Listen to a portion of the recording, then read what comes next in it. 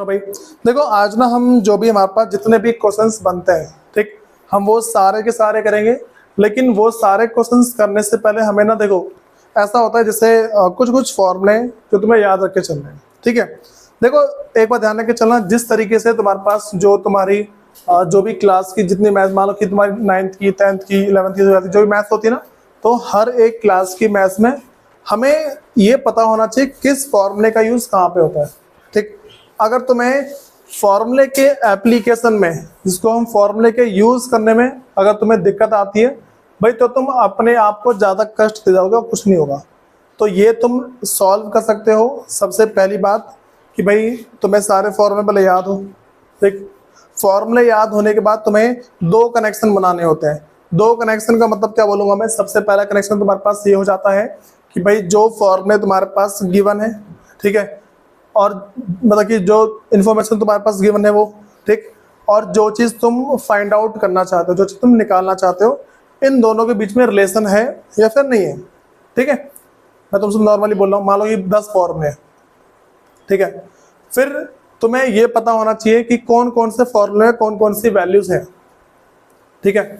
उसके बाद तुम्हें अगली बात क्या पता होनी चाहिए, देखो तुम्हें जो इसकी नेक्स्ट बात पता होनी चाहिए वो हमारे पास ऐसा हो जाता है कि भाई मेरे पास इंफॉर्मेशन कौन सी दे रखी है, ठीक है, और उस इंफॉर्मेशन के बेस पे, जो इंफॉर्मेशन मेरे पास है ना, उस इंफॉर्मेशन के बेस पे जो जस्ट अगली जो चीज़ है मेरे पास क्या निकालना है, तो मैं इन दोनों के बीच में रिलेशन बताना आना चाहिए, ठीक है। मैं तुमसे छोटा सा क्वेश्चन दूँ, मैं तुमसे ऐसा बोल रहा हूँ कि बच्चों मुझे पता है कि MPC इज इक्वल टू 0.7 है, ठीक है, इतना मेरे पास। मैं बोल रहा हूँ कि MPS निकाल दो। सबसे पहली बात भाई तुम्हें एक फॉर्मूला याद आएगा, ठीक है। ये तो मैं बहुत ही छोटा सा एग्जांपल लेके बता रहा हूँ मैं कि अगर हम कभी भी ऐसे क्वेश्चंस करेंगे तो हमें क्या एक फॉर्मूला जरूर याद आता है। उस फॉर्मूले को मैं क्या बोलूँगा भाई, मैं बोलूँगा कि MPC और plus MPS is equal to 1 होता है। अच्छा तुम्हें कैसे पता लगा भाई मेरे पास इसी फॉर्मूले में आ रहा है? तुम्हें पता लगा क्योंकि तुमने इसकी प्रैक्टिस आसान है, ठीक है। तो जो थोड़े से और अगर फॉर्मूले बढ़ते जाते हैं ना, तुम्हें इसमें दिक्कत आती है, ठीक है। तो फॉर द शॉर्ट टाइम तुम्हें क्या है, उसको ना याद कर लेना होता है कि भाई मैंने इस क्वेश्चन को ऐसे सॉल्व किया था। इसको तुम जब तक उसको 2 से 3 बार सॉल्व कर लोगे ना, फिर तुम्हारे दिमाग में वो एग्जैक्टली ये चीज़ सेट हो जाएगा कि हाँ भाई एक्चुअल में सॉल्व हो कैसे रहा था, समझे कुछ। तुम्हारे दिमाग में एक चीज़ फिट हो जाएगी कि हाँ भाई मैंने इस क्वेश्चन को सॉल्व कैसे किया था, ये सारी बात तुम्हें खुद पता लग जाती है। और उसी को थोड़ा सा और आगे लेके जा रहे हैं। तो सुनो, मेरे पास MPC 0.7 है plus MPS is equal to 1। तो जो मेरे पास MPS है वो 1 माइनस 0.7, ठीक है। तो कितना मेरे पास 0.3। MPS कितना मेरे पास आ गया भाई 0.3। बोलो क्या तुम्हें पता लगा? सबसे पहली बात, गिवन इंफॉर्मेशन क्या निकालना है, कौन सा फॉर्मूला रहेगा, ठीक है। जिसका दिमाग बिल्कुल काम नहीं करता ना, पता क्या करेगा वो जिस जिस फॉर्मूले में MPC और MPS है वो सारे फॉर्मूले साइड में लिख लो, ठीक। पास मारिए। देखो पता है बहुत से बच्चे क्या करते हैं जिनको कुछ पता नहीं चलता कि भाई जिनको फॉर्मूले के एप्लीकेशन में दिक्कत आती है ना, वो बच्चे एक्चुअल में करते क्या है, उनका एक ही पर्पस होता है, वो ना सारे फॉर्मूले लिख के लेके जाएंगे, ठीक, रट्टे मारते रहेंगे पूरे रास्ते, ये फॉर्मूले ये फॉर्मूले ये फॉर्मूले, तो उनके दिमाग में छप जाएंगे। तो जो फॉर्मूले उन्हें याद हो जाते हैं ना, उन फॉर्मूले को इग्नोर मारते हैं। जो फॉर्मूले याद नहीं होते उन्हें रट्टे मारते रहेंगे। एग्जाम के बाहर तो रट्टे मारे, ठीक है। वो अपने हाथ उठाएंगे पेंसिल, जहाँ फॉर्मूले छोड़े, जहाँ तुरंत बैठे सीट पे, उन्हें फॉर्मूले को माइंड में पहले फॉर्मूले छाप दिए साइड में। तुमसे कोई टीचर कुछ बोलेगा नहीं, तुमने खुद दिखाया ना, सामने लिख दिया, ठीक है, तुम्हें कोई दिक्कत आएगी नहीं। बातें तो लगी भाई, तुम्हें इन बातों को ध्यान रख के चलना है, ठीक। तो अगर तुम ऐसी चीजें करते हो तो भाई गारंटी दे रहा हूँ कि तुमसे कोई से भी क्वेश्चन छूटेंगे नहीं। बस मारिए। सुनो भाई, अगर हम उसके आगे थोड़ा सा और बढ़ते हैं, पहले सारी बातें क्लियर है, मैंने क्या बताया। अब तो मैंने कुछ मैं फॉर्मूले, जितने भी तुम्हारे पास फॉर्मूले होते हैं वो सारे के सारे फॉर्मूले तो मैं लिखवा दे रहा हूँ कि हाँ बच्चों ये फॉर्मूले होते हैं, फॉर्मूले होते हैं, फॉर्मूले होते हैं। वो सारे फॉर्मूले तो पता लग जाएंगे। फॉर्मूले पता लग जाने के बाद तुम्हें उसके जितने भी क्वेश्चंस बन सकते हैं वो सारे कराऊंगा, ठीक है। अब सुनो भाई, एक सबसे one of the most important आज बातें बताऊंगा जिसके क्वेश्चन गारंटीड बनते हैं और बच्चे जिनको छोड़ के आते हैं, ठीक है। बच्चे जिनको छोड़ के आते हैं मैं वो वाले क्वेश्चन आज सारे बता दूंगा, तुम्हें फॉर्मूले पता होने चाहिए, ठीक है। आज में तुम्हें जितने फॉर्मूले होते हैं ना वो सारे फॉर्मूले बता दूंगा, और जितने पॉसिबल क्वेश्चन हो सकते हैं वो सारे बताऊंगा, ठीक। हर एक क्वेश्चन का एक एक एप्लीकेशन, किसी ने वो पता और ट्रिग्नोमेट्री वगैरह तो पढ़ी ना, तो ट्रिग्नोमेट्री में एक फॉर्मूले से दूसरे पहुंचते हैं, दूसरे पे तीसरे पहुंचते हैं। तो मैं जब मैंने करवाया था तो साइड में तुम्हारे सारे फॉर्मूले लिखे थे मैंने, याद है, साइड में सारे फॉर्मूले लिख दिए। और फॉर्मूले को लिखने के बाद मैंने क्या किया भाई, मैं नॉर्मली इस साइड को सॉल्व कर रहा हूँ, देखो आधे फॉर्मूले लिखे हुए थे, ठीक। इस साइड में क्वेश्चन सॉल्व कर रहा था, तो मैं देखा था कि देखो बच्चों ये वाला फॉर्मूला मुझे कहाँ पहुंचना है। मैं तुम्हें पहले फॉर्मूले में, पहले तुम्हारे ना दिमाग में फॉर्मूला बैठा था, बच्चों मुझे यहाँ से यहाँ इसको प्रूफ करना है। तो बोलता कि अगर देखो इसको इसके बराबर कर दो, इसको इसके बराबर कर दो, इसको इसके बराबर पहुंच जाएंगे। तुम्हारे पास सारे फॉर्मूले साइड में तो होता है। तो मैं देखो ट्रिग्नोमेट्री आसान मैंने बनाई थी, तो यार ना ये तो भाई ट्रिग्नोमेट्री है, कुछ भी नहीं है, तय भी है, ठीक। अगर जो अभी पढ़ाता हूँ मैं इंटीग्रेशन वगैरह, तो वो मतलब ना थोड़ा सा ज़्यादा टफ पड़ते हैं बच्चों को। तो उसमें दो चीज़ मिक्स है, एक तो जो ट्रिग्नोमेट्री रेशियो वगैरह हो जाते हैं, और फिर और भी बहुत सारी बातें आती हैं। तो अब ना उतना टफ तो नहीं है, फिर भी ना से देखो तुम इसको तभी कर पाओगे जब तुम्हारी थोड़ी सी प्रैक्टिस होगी। मैं हमेशा ही बोल रहा हूँ। तो मैं कुछ फॉर्मूला बता रहा हूँ। मैं सबसे पहला मेरे पास जो भाई पहला फॉर्मूला है एडी का, ठीक है। एडी मेरे पास होता है, देखो अच्छा एडी का और मतलब क्या निकल के आता है, इनकम है, ठीक तो है ना। एडी मेरे पास वाई है, ठीक है। तो मेरे पास है नॉर्मली है C plus I, AD is equal to C plus में आई है, ठीक है। फिर जो नेक्स्ट मेरे पास फॉर्मूला भाई एएस, एग्रीगेट सप्लाई, तो मेरे पास सी तो आएगा, ठीक। इसमें हम लास्ट में सेविंग को और ऐड कर देंगे। ये दो फॉर्मूले तो बता दिए मैंने, ठीक, एडी और एएस। फिर नेक्स्ट बात है एपीसी, ठीक है, एस अपॉन में वाई, ऐसा आएगा, ऐसे तो आएगा। फिर एपीसी जैसा मैंने बताया वैसा मेरे पास, एक मिनट ये सब क्या कहाँ ध्यान है भाई, सब हाँ और बोल देते हो। फिर ए पी एस, तो एस अपॉन में वाई, ये फॉर्मूले बनते हैं, ठीक। अगर मैं थोड़ा थोड़ा और आगे बढ़ता जाऊं तो मैं तुम्हारे पास ना मतलब कि एस इस पे आ जाऊंगा। ए पी सी है तो एम पी सी, क्या मेरे पास भाई डेल्टा सी और डेल्टा वाई, ठीक है। यहाँ पे M P S, delta S upon delta Y, ठीक है। बोलो इसमें किसी को कोई दिक्कत है भाई। अब सबसे बड़ी बात तुम्हारी यहाँ पड़ती है, पता है तुम्हारे पास क्वेश्चंस क्या होते हैं। क्वेश्चंस ना तुम्हारे पास खूब घुमा फिरा के आएंगे, लास्ट में तुमसे पूछेगा कि what is the change in saving, ठीक है। तुम्हें पूछेगा भाई जो बचत है उसमें बदलाव क्या आया है, समझ में आ रही बात, बचत में बदलाव क्या है, चेंज इन क्या होता है, चेंज इन डेल्टा, ठीक है। तो तुम्हें उस टाइम डेल्टा निकालना होता है, समझ में आ रही बात। मैं हर साल भाई इतना करता हूँ, बच्चे इन क्वेश्चन को छोड़ के आते हैं। मेरे पास जो होता ना मतलब इससे जो पिछला पेपर हुआ था, तो उस टाइम 12th के बच्चे ये वाला क्वेश्चन छोड़ के आए थे। उन्हें बस निकालना था कि जो नेशनल इनकम है उसमें चेंज कितना आया है, नेशनल इनकम में चेंज कितना आया है, जो राष्ट्रीय आय है तुम्हारे पास उसमें बदलाव कितना है, यह निकालना था। और भाई इतना बुरा हाल था उसको निकाल नहीं पा रहे थे, सोचो इसको निकाल नहीं पाए थे, निकालना क्या डेल्टा वाई, बस इसमें बच्चों के पसीने छूट रहे हैं। और क्वेश्चन वो 3 मार्क्स का क्वेश्चन था, मुश्किल से मुश्किल, बहुत मुश्किल करते ना, उसमें 40 सेकंड भी नहीं लगते भाई, 30 सेकंड में question solve, MPC MPS normal खत्म, ये चीज है, ठीक है। ये वाली बातें पता लगी। तो हमें क्या ध्यान रखकर चलना है कि बस चेंज इन सी, ठीक है, फिर चेंज इन वाई या फिर चेंज इन एस मेरे पास आ सकता है, इसको बदलाव बोलते हैं, मतलब कि बढ़ोतरी या फिर कमी बोल सकते हैं इसको। जब भी चेंज आ गया ना, विस्तार या फिर विस्तार आ गया या फिर कमी आ गई, ये बस तुम्हारे पास ना बदलाव आना चाहिए, ठीक है। विस्तार में बढ़ रहा होता है, कमी में घट रहा, मतलब कि बोलते हैं एक्सपेंशन, ठीक, इसको बढ़ना किससे बोल देंगे, ठीक है। फिर बोलते हैं decrease in income, decrease in national income, ठीक, तो या फिर डेफिसिट इन नेशनल इनकम। तो तुम्हें बस पता आना चाहिए बदलाव क्या है तुम्हारे पास। ऐसे क्वेश्चन आने के बहुत ही ज्यादा चांस बनते हैं तुम्हारे एग्जाम में, ठीक है।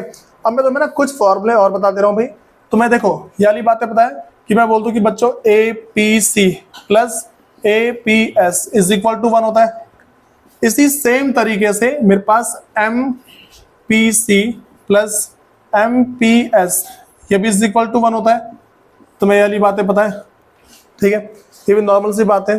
फिर अगर हम भाई थोड़ा सा और आगे आते हैं, मेरे पास क्या भाई, एक तो इसे बोल सकते हैं फलन है, ठीक है, कुछ कुछ फंक्शन है, दो फंक्शन है, कंजर्वेशन फंक्शन, दूसरा सेविंग फंक्शन, ठीक है।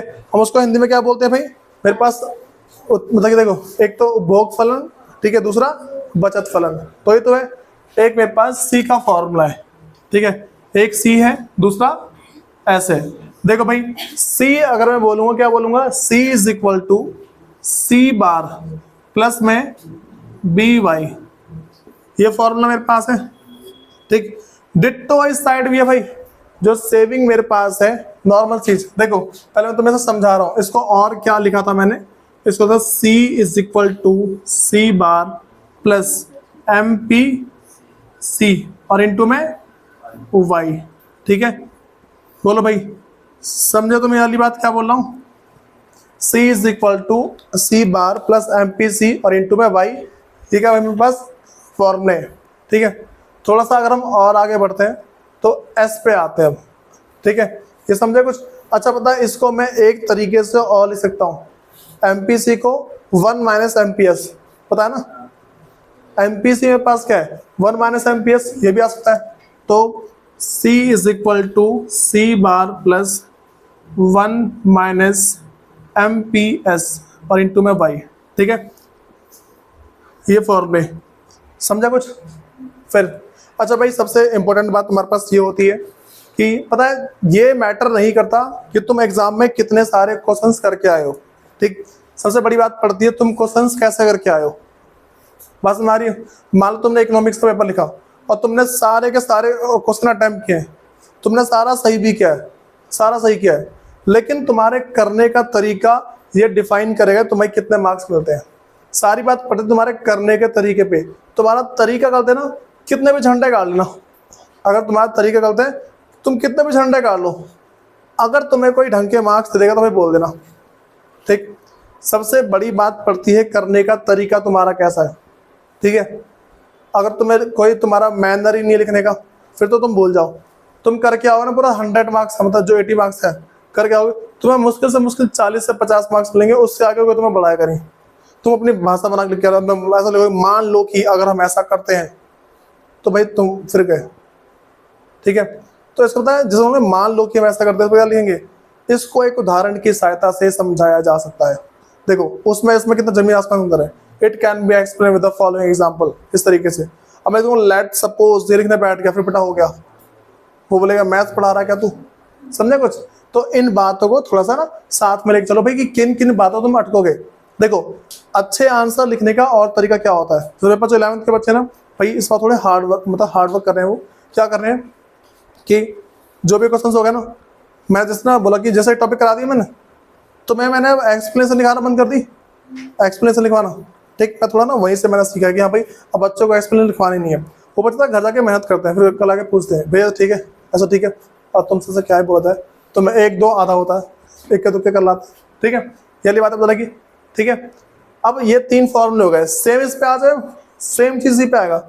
एस का फॉर्मूला क्या है भाई, ये तुम्हारे पास है S is equal to minus का सी बार, ठीक है। ये तो बातें होती है, जो S is equal to minus का सी बताया क्यों है, इसको क्या बोलते हैं, नेगेटिव सेविंग। ये तो है स्वायत्त उपभोग है ना, ऑटोनोमस कंजप्शन, जो तुम्हारी स्वायत्त उपभोग होती है जिसको हम ऑटोनोमस कंजप्शन बोलते हैं। एक्चुअल में क्या है, तुम्हारी सेविंग कम हो रही है, ठीक है। तो तुम्हें भाई वहां पे समझना है। तुम्हारे पास एग्जाम में कभी लिखा नहीं आएगा बच्चों कि तुम्हारे पास डेल्टा मतलब माइनस का जो सी बार ये लिखा हुआ है, कभी तुम्हारे पास नहीं आएगा। मैं तुम्हें ना क्वेश्चन की फोटो भेज दूंगा, तुम चेक करना कि भाई क्या लिखा हुआ उसके अंदर। तुम्हारा सर ना चक रहा है तो बोलना, तुम थोड़ा दिमाग मारो ना, अच्छा ऐसा होता है क्या, फिर पता लगेगा। तुम्हारे जो अड़ोसी पड़ोसी साथी होंगे ना, जो थोड़ा ठीक है प्रैक्टिस कर रहा होगा, अच्छी बात, वो वर्डिंग कैच कर रहा होगा, फिर तो अच्छी बात है, वरना फिर वहीं धरे जाएंगे। तो वर्डिंग पे ज्यादा फोकस करना। S is equal to minus का सी बार, क्या इसका मतलब नेगेटिव सेविंग, ठीक है। अब सुनो, फिर अगला के पास क्या आ जाएगा, वही नॉर्मल। मैं पहले क्या बोलूंगा, प्लस में एम पी एस बोल सकता हूँ, ठीक, और इनटू में वाई बोल दूंगा। बताओ भाई अगला मैं क्या लिखूंगा, S is equal to minus का C bar plus 1 minus B लिख सकता हूं मैं ऐसा, ठीक है। 1 माइनस बी इंटू में वाई। एक फॉर्मूला भाई मेरा ये बन रहा है, दूसरा फॉर्मूला मेरा ये बन रहा है, ठीक है। अगर मैं इसको थोड़ा और एक्सप्लेन करूं, S is equal to minus का C bar plus 1 minus M P C. भाई क्या होता है 1 minus M P C? MPS होता है। ये लो तुम्हारा ये भी हो गया, 3 फॉर्मूले हो गए। इसको याद करने में दिक्कत नहीं आती है, बस तुम्हें पता होना चाहिए तुम्हारे पास कौन कौन सी वैल्यू गिवन है, ठीक है। अच्छा सुनो भाई, एक बात और, यहाँ देखो, पता है एग्जाम में एक बार क्या लिखा था, सैंपल पेपर के अंदर मैंने कोई सा पेपर उठा के देखा था, तो मतलब होता ना जो प्रिंट होता है उसमें देखा था, difference between unitary and MPC is 0.2। Difference between unitary and MPC is 0.2, ठीक है। उसमें लिखा था कि इकाई तथा एमपीसी का अनुपात, मतलब कि सीमांत उपभोग प्रवृत्ति का जो मेरे पास ना अंतर है वो 0.2 है। पता है इसका मतलब क्या हुआ? Difference between unitary and MPC is equal to 0.2। बोलो तुम कभी तुक्का भेड़ पाओगे या ना? क्या? हाँ वही तो कह रहा हूँ, मेरे पास एमपीएस है। तुम, मैं जो लाइन बोली समझे, उस लाइन को, जो मैंने लाइन बोली उस लाइन समझ पाएगा? तुम नहीं समझ पाए ना। तो ऐसी वर्डिंग आती है भाई। अभी कुछ दिन में ना मैं तुम्हें इसके भी असाइनमेंट दूंगा, देखता हूँ, ट्राई मारता हूँ भाई, ठीक है। अभी ना थोड़ा बनने में टाइम लग रहा है, बस फिर देखता हूँ मेरे पास कैसे कैसे क्वेश्चन बन सकते हैं। तुम्हारा सारा चिपकूंगा, जो पिछले साल का पेपर है ना, जो भी तुम्हारे पास पिछले साल के आते आ रहे हैं उन सबको तुम्हें लाइन से सीक्वेंस से करके सारा थमा दूंगा, ठीक है। इन फॉर्म बताओ दिक्कत किसको भाई? अब मैं तुम्हें देखो, ये वही फॉर्म है जो पहले तुम्हें लिखवा चुका हूँ। अब मैं तुम्हें कुछ कुछ नए फॉर्मूले लिखवाऊंगा जो कि जिसके आज हम क्वेश्चन की प्रैक्टिस करेंगे, ठीक है। ये हम कर चुके हैं, ठीक है। अब सुनो भाई, जिसको इन फॉर्मूला में दिक्कत होगी वो एक बार जो है पुरानी वीडियो तो देख लेगा। वैसे वीडियो रिकॉर्ड नहीं हुई इसकी, क्वेश्चन की रिकॉर्ड नहीं हुई वीडियो। भाई जो नोटबुक में लिखवा रखे हैं उन्हें कर लेना। आ जाओ भाई, अब इसके आगे देखते हैं। अब मैं तुम्हें अब तुम्हें जो नेक्स्ट लिखवा रहा हूँ उसको हम बोलते हैं क्रेडिट मल्टीप्लायर, ठीक है। इसको हम क्या बोलेंगे? निवेश गुणांक के क्वेश्चन है। क्रेडिट मल्टीप्लायर निवेश, भाई गुणा कहना है वैसे, निवेश गुणक है, गुणक, निवेश गुणक होगा वैसे, ठीक है। निवेश गुणक होता है। सुनो, इसको अगर हम ना शॉर्ट फॉर्म में बोलना चाहें तो के बोलते हैं इसको, पता है ना, के से होता है क्रेडिट मल्टीप्लायर। अब सुनो भाई, अब हम इसके थोड़े से क्वेश्चंस करते हैं। सबसे पहले हमें पता होना चाहिए कि इसको हम निकालते हैं कैसे, ठीक है। सुनो आप, तुम्हें इसके क्वेश्चंस आते हैं ना भाई, थ्योरी इसकी आती है, लिखवा रखी थ्योरी, इसका टेस्ट भी होता। अब सुनो, फिर नॉर्मली बोलूंगा मैं कि अगर मुझे कभी भी के निकालना होगा, सुनो, मुझे कभी के निकालना है, सबसे पहला डेल्टा वाई अपॉन में डेल्टा आई। बस तुम्हारी, तुम्हें भले थोड़ा ऊट पटांग लग रहा होगा, लेकिन इसका मतलब ये होता है कि हम इस सेविंग से कितना पैसा बना रहे हैं, ठीक है। यही तो होता है, इस पैसों से जो हमने इन्वेस्टमेंट करी है बैंक में उससे कितना पैसा बन रहा है, ये तो होता है ना। देखो मैं तुमसे अगर ऐसा बोल दूं, या देखो मैं बोलूँ कि M P C is equal to delta C upon में डेल्टा वाई, तुम इसका मतलब क्या बोलते हो कि भैया जितना इनकम में चेंज हुई है ना, ठीक, उसी के हिसाब से कंजप्शन में कितना चेंज हुआ है, मतलब कि आय में जितना चेंज हुआ है उसके अकॉर्डिंग जो उसकी उपभोग है उसमें कितना चेंज हुआ, ये तो बोलोगे। तो मैं वही तो बोल रहा हूँ, इन्वेस्टमेंट में कितना चेंज होने के बाद कितनी इनकम में चेंज हुई है। अगर बैंक के अंदर पैसे हम जमा कराते रहते हैं तो भाई वो उससे और पैसा बनाएंगे ना, तो कितनी इन्वेस्टमेंट करें कि उससे हमारी इनकम जनरेट हो जाए ज़्यादा, ठीक। पता है आजकल क्या होता है, देखो आजकल का जमाना चल रहा है, अगर किसी के हाथ में 1 लाख रुपए गलती से जमा हो गया ना और देखेगा कि भाई दिवाली आ गई, क्या करे पता है वो? बाइक निकालेगा, बाइक निकालता है, ठीक। अब उससे बाइक जो है हर महीना उससे मांगेगी पैसा, कितना? 3,000 रुपये कम से कम, ठीक है। साल का 12 36 हज़ार खत्म। अगर वही पैसे बचाता, ठीक। अच्छा दूसरी बात पता है, सबसे जो एक ना लो मेंटलिटी का इंसान है क्या सोचता है, वो ये सोचता है कि पैसा आ जाए, घर ले डालूं, किराए से मुक्त हो जाऊंगा। ये तो सोचता है कि किराए से मुक्त हो जाऊंगा। अच्छा, घर कितने का पड़ता है पता है? अगर तुम जहाँ पे तुम्हारी कॉलोनी है यहाँ कम से कम तुम्हारा 30 से 40 लाख का पड़ेगा। ठीक है, इतने का पड़ेगा, 40 लाख मान लो। हाँ भाई, 40 लाख माना। अगर मैं इसी 40 लाख को कहीं पे लगा दूं ना, मैं ब्याज पे लगा दूं 1% के हिसाब से, ठीक, पर मंथ का होता है ना, ये तो पता है ना, पर मंथ का मैं 1%, एकदम बहुत कम है वैसे, मैं 1 मंथ का निकाल दूंगा 40 लाख। 40 लाख और कितना हो गया भाई, 1/100, काट दो 2 0, कितने बचे?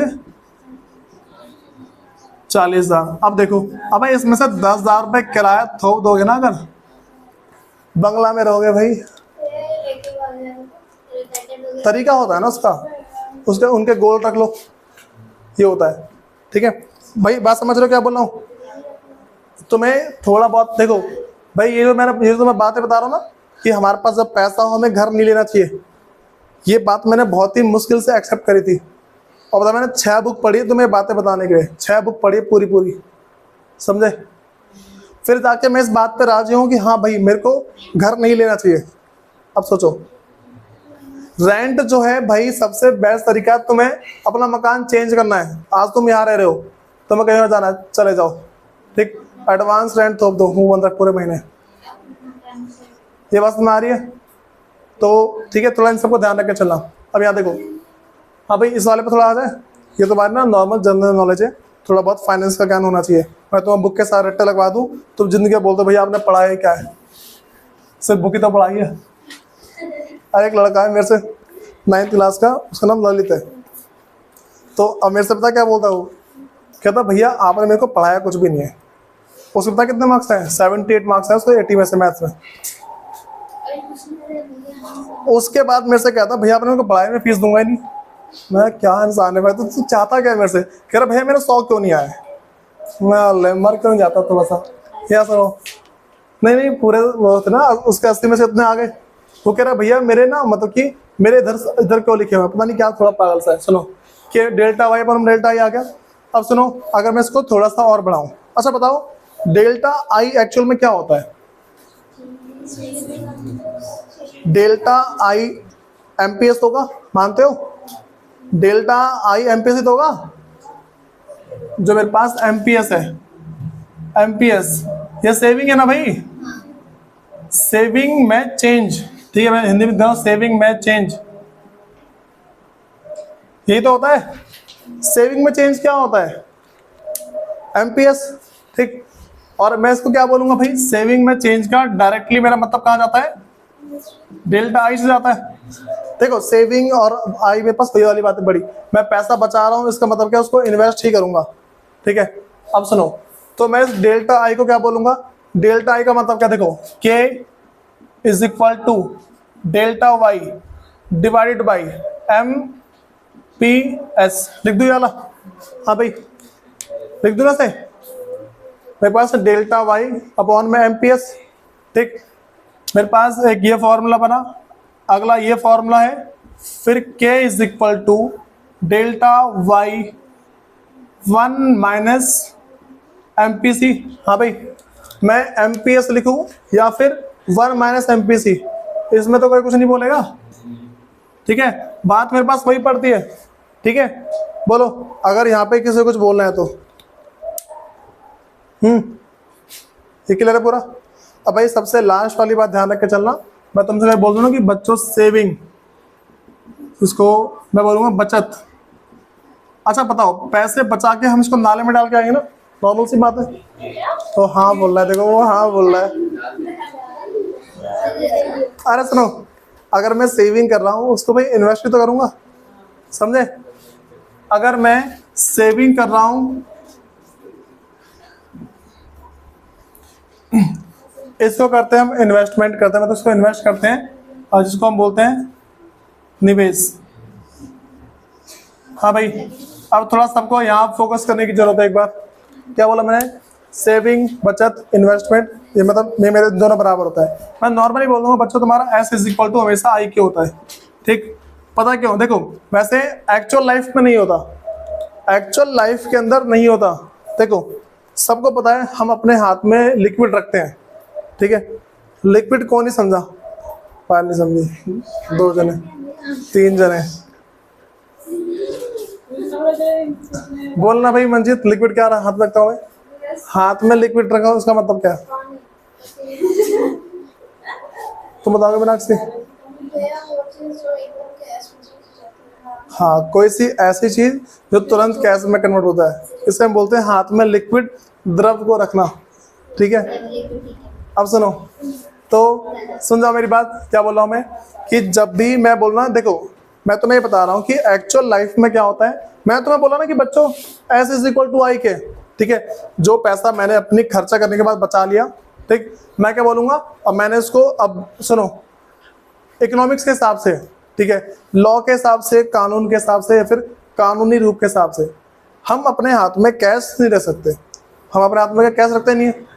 तुम्हें पता है जो नरेंद्र मोदी है वो क्या बोलता रहता है, ठीक है, वो ऐसा बोलता है कि भाई कैशलेस इंडिया, ये बोलता है ना।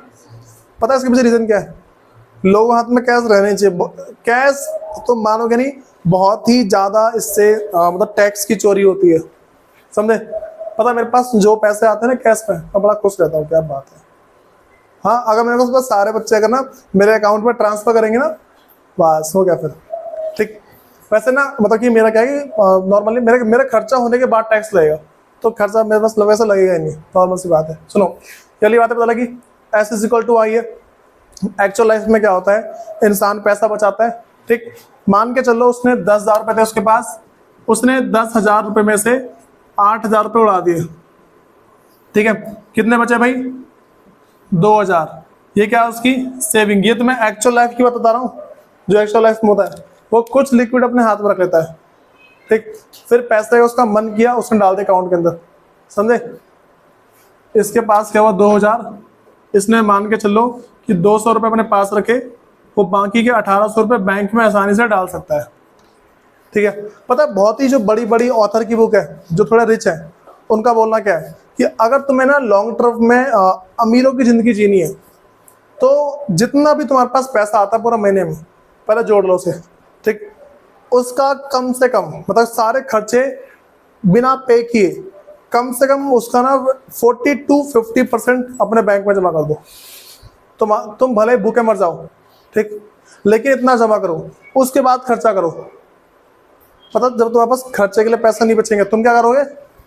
और एफर्ट्स डालोगे, ये तो करोगे, और एफर्ट्स लाओगे, और पैसा कमाना पड़ेगा, और पैसा कमाना पड़ेगा। और जो मूर्ख होगा ना वो बोलेगा मैं क्यों कमाऊं, पहले खर्चा पे कर दो। भाई तुम सब ना एक कॉमन सेंस लगाना, तुम्हारे घर वाले क्या करते हैं? सबसे पहले जहां घर पे तुम्हारे पैसे आ गए, सबसे पहले क्या होता है भाई? पेमेंट। पहले तुम्हारा क्या होता है कि भाई जो तुम्हारे स्कूल की, ट्यूशन की, ठीक, और मान लो तुम्हारा जो भी जहाँ तुम रहते हो रेंट पे, पहले इसकी पेमेंट होती है, राशन वासन सबकी पेमेंट कर दी, फिर पैसे बचे तो रखेंगे, वाला खत्म। पता है ये चीज़ ना हमें एक ना हमारे कंफर्ट लेवल में रखती है, जिससे इंसान ऊपर उठता नहीं है। इसका कंफर्ट लेवल हमेशा यहीं पर रहता है इंसान का, तो ऐसे इंसान उठेगा नहीं कभी। ये है ना बहुत ही अच्छा प्रूव्ड सिद्धांत है, जिसको कोई मना नहीं कर सकता। समझे क्या बोल रहा हूँ? इन बातों से थोड़ा सा उभरो, और ना थोड़ा सा ज़्यादा उभर जाओगे। भाई ये सारी बातें क्लियर है। अगर इस फॉर्मूले में किसी को दिक्कत आती है तो मेरे को बता दो एक बार, मैं कुछ क्वेश्चंस उठा रहा हूँ जो तुम्हें पता लग जाए हाँ भाई कि ऐसे क्वेश्चंस भी सॉल्व होते हैं।